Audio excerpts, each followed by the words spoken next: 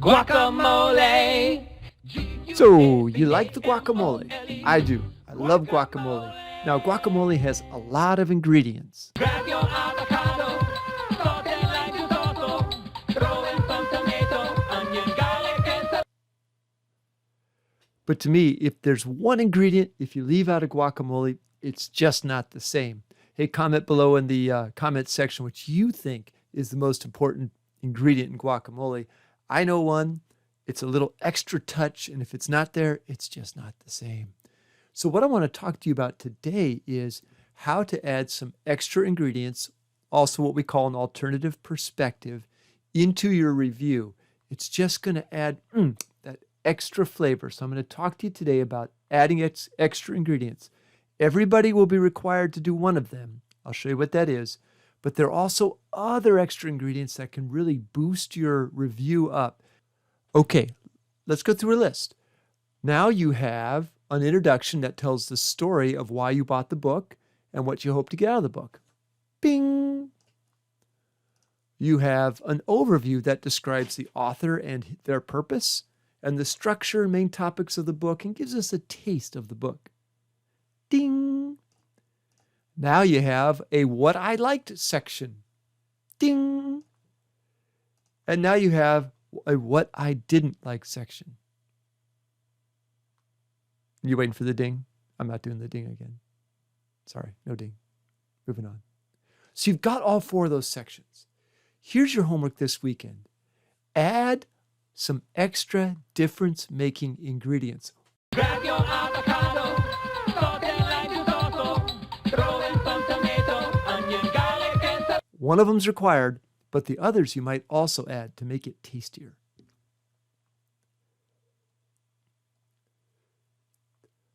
The first extra ingredient everyone must do, it's a requirement in the paper, it's on the rubric, is responding to another reviewer.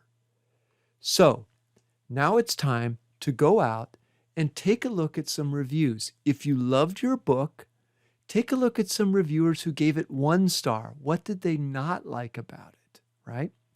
Or if you didn't like your book, respond to a reviewer who did like it. So you want to respond to a reviewer who has a different perspective.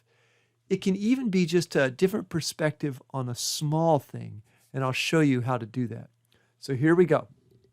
Here is a simple paragraph that this is based on a book about guacamole.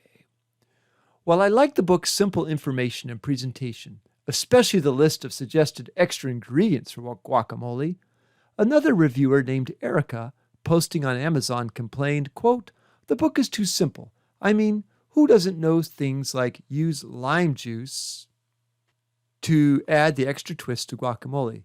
If you're even a somewhat experienced cook, you will find this book useless."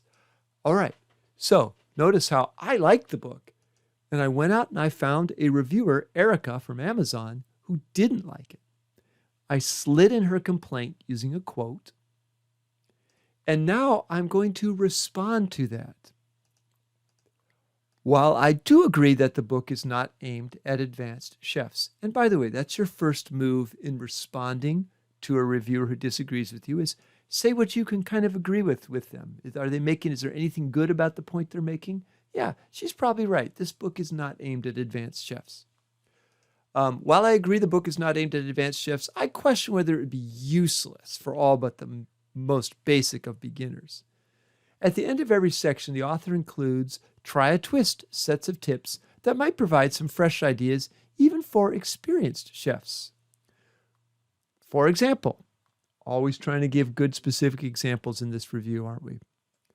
In the hamburger suggestion, she suggests try peanut butter as a surprising way to keep hamburgers moist, even when cooked all the way through.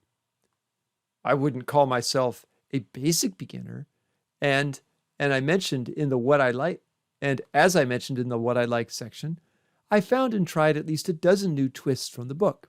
Again, I agree that advanced chefs might find the book too elementary, but as a decently experienced home chef, I liked it. Great little paragraph, and the whole paragraph came from finding a reviewer who had a little different perspective and responding to them. Here's the deal, though. You don't have to make a whole big paragraph to slide in a reviewer to respond to. In fact, this is from Brian's paper. You've taken a look at a couple of his sections. Notice how he slid in another reviewer without having to make a whole big production or paragraph about it. In his paragraph about how he loved the personal stories in his book, right? That's one of his what I liked paragraphs. Down at the end, he says this: while I liked most of Annabali's stories, another reviewer, Word Dancer Redux, wrote, quote, "It's also heavily story-based and chatty. I can see where the review's coming from because Annabali has a case study for almost every single topic he talks about. However, I disagree about how the stories make it hard to get through.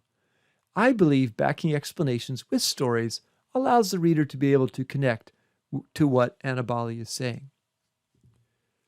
So Brian slides in just a little quick comment from another reviewer, says what he can agree with that reviewer, and then comes back and says why he still believes in his original position, that he likes the stories. So you can respond to another reviewer in a full separate paragraph. Just use the pattern I gave you. Or you can just slide it into a paragraph that you already have. Either way, it's a required part of the paper to respond to another reviewer. Why? Why does it help you have greater ethos, a greater sense of authority to respond to someone who disagrees with you in your review? That's right. It shows you're open-minded, you've considered other perspectives, and that makes your review more likely to get thumbed up. It makes it more likely to sense that you were open-minded and balanced, trustworthy. But responding to another review is only one of the extra ingredients you can add to your paper. Remember this review of my tarp? I created a picture that helped the reader understand how I plan to use the tarp, and I think this was helpful. I ended up getting a fair amount of thumbs up for helpfulness for this review. Here's a student from last semester who added some nice extras in this paragraph where he's talking about how the author uses action plans. He actually just took a simple screenshot with his cell phone of an action plan from the book. So he illustrates a nice little visual there of something from the book. You could do that too. Simply take a picture of something in there if it would be helpful to illustrate it. Also, he used a picture of himself trying something out from the book. In this case, searching for things he could sell on eBay. Looks like a Lego set. Hope he's not swiping his brother's Lego set, right? Another nice ingredient is to compare to another book you've read on the same topic. Have you read other books about anxiety? How does this book compare to it? Have you read other books about starting up a business? How does this compare to it? Right? So you might add a comparison to another book. If you want to see an example of how I used a comparison to another book in my own review, then you can check that out. It's on the handout here. I won't take your time to do it now. Another cool ingredient: contact the company, or in this case, the author, and ask them a question. Boy, wouldn't a quote from an email back from the author be golden in your review? That would really show some expertise. Nice little extra ingredient. Work something in from your journal. Again, you don't need a whole new paragraph. Try adding a little touch here or there from your actual journal. Here's how I did it in a review about a book about overcoming anxiety.